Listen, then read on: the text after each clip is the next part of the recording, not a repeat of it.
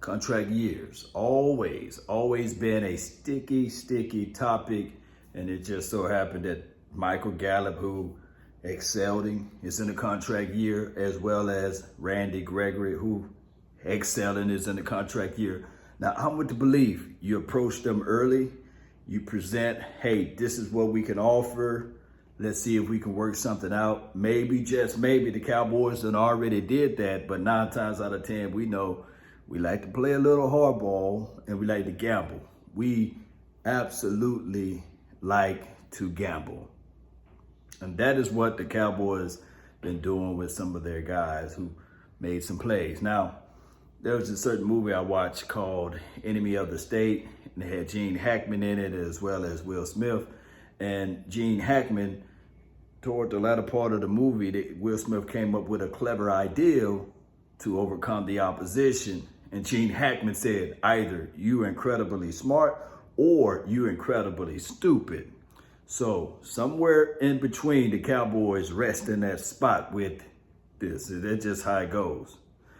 If you guys believe that the Cowboys should go ahead and pay Michael Gallup, put MG13 in the chat. Just put it somewhere in there. Let me know.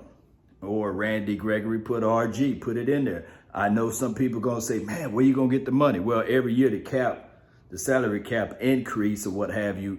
So there should be money available, but you can't sign off of futures money, and I get that. However, you got to figure that out. I know we can look at the situation of CeeDee Lamb and say, okay, he's a rising star, or the star done already made it there, I say. And you can look at, you still got Amari Cooper. You still got some guys that you drafted like Simi Fehoko. Oh, by the way, Cedric Wilson, as well as Noah Brown, they are stepping it up. So why cash in on your MG13? Why cash in on him? Let him test the market, see what he's able to get on the open market, and let's figure that part out. Well, I'm not willing to do that, Cowboy Nation. I look at what he brings to the table. I know his numbers are not super gaudy like even Amari Cooper or what CeeDee Lamb did last year in his rookie year, right?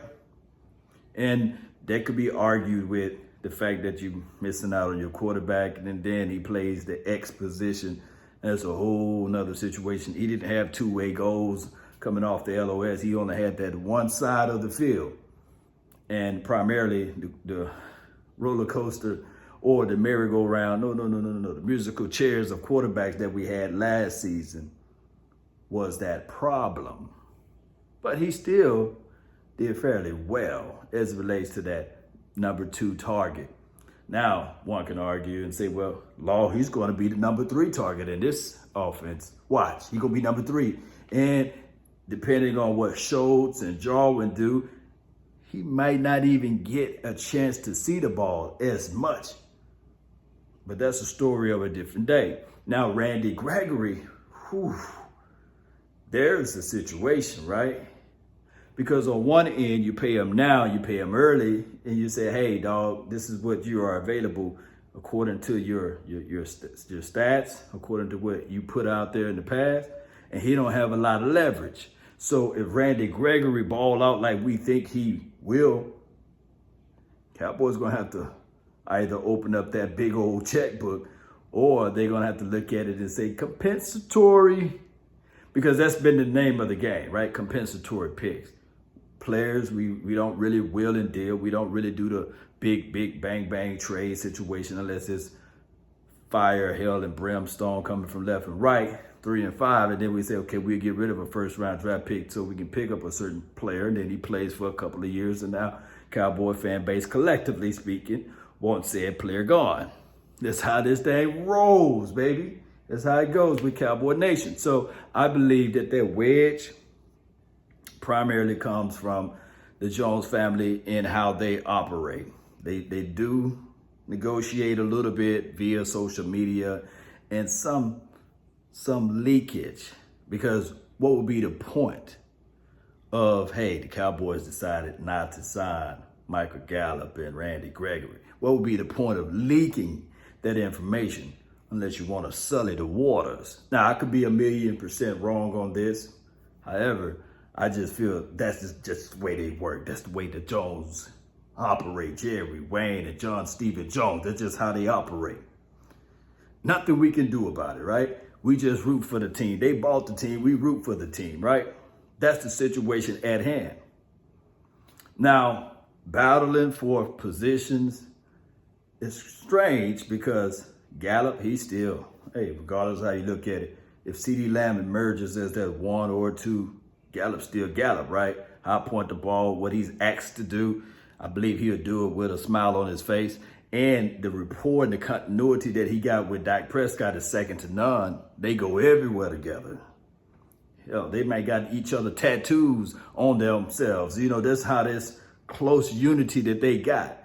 And with Randy Gregory, he turning the corner because he's looking at it like, man, this is about my 5th chance at life. I'm lucky. I'm blessed. I'm highly favored. I'm finna showcase to the world that I'm hungry. He's bigger, faster, stronger, got that band. And he's looking to be the leader out here. And sometimes you gotta get paid like one. We know it, right? I don't think that the brother's gonna play for peanuts, regardless of what his transgressions were. So it's gonna be a situation where they're gonna have to figure out a way to pay Randy Gregory and as well as Michael Gallup. That is just the bottom line.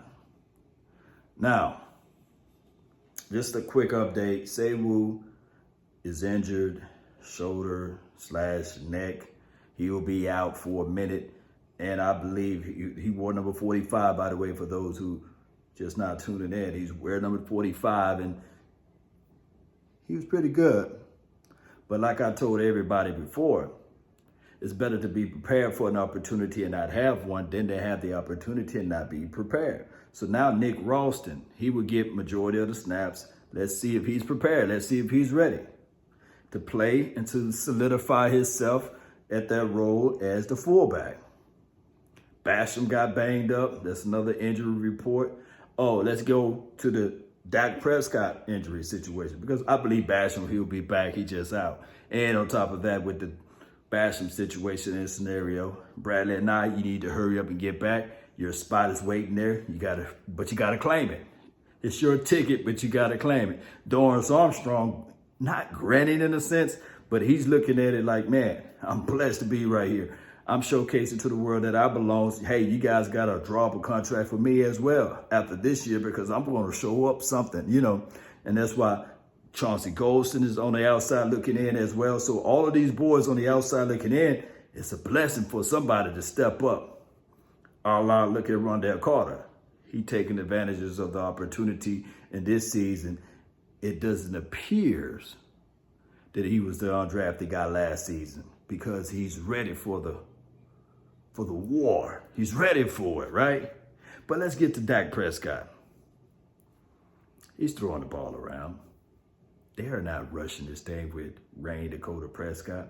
They are casually going through this thing.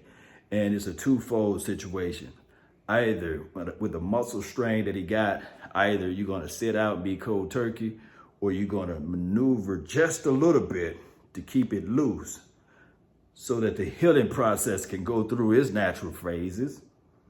And then when it's time for your number to be called to be out there, he will be there. Now, the biggest reservation will be timing, being on the same page with chemistry with the guys that you already have on this team. Will you be on the same page with them? Will you know the feeling at the top of the route and those things? Those are the only reservations. And the other biggest thing that you have to wait for with Dak Prescott, can he take that hit? Now, I know he's from Louisiana, but a good old Mississippi boy. Mississippi boys can take that hit. If you think I'm lying, look up Eli Manning, right? Although, you know, I believe he's from Louisiana too. But look up Brett Favre. You know, those boys known to get hit. Steve McNair, right? Boy, we build different, okay? You know, I'm just playing with y'all. But we really want to see Dak Prescott out there on the field. And I believe the Jones family, Nike, and all of those HBOs, everybody who got something invested in it, even with not just money or remunerations, dare I say, even with their emotions, people really want to see him out there on the field. ESPN, NFL Network, and beyond can say what they want, but 9 times out of 10, they really want to see him as well on the field. I believe Dak Prescott will be out there. He's throwing the ball around already, and he will be there. Just in other words, Cowboy Nation, pay Michael Gallup. Let's get this thing going. Pay Randy Gregory. I know y'all gonna say, well, Law, you want them to pay everybody. Somebody break down the numbers. It's possible, Cowboy Nation. It's possible. Speaking of that, that's been my time. I really thank you all for yours. And remember, you're listening to nothing but the best. Go Cowboys. Let's go. Let's go. The name is Law Nation. Gotta grind and shine, baby. Let's go. We out. Peace.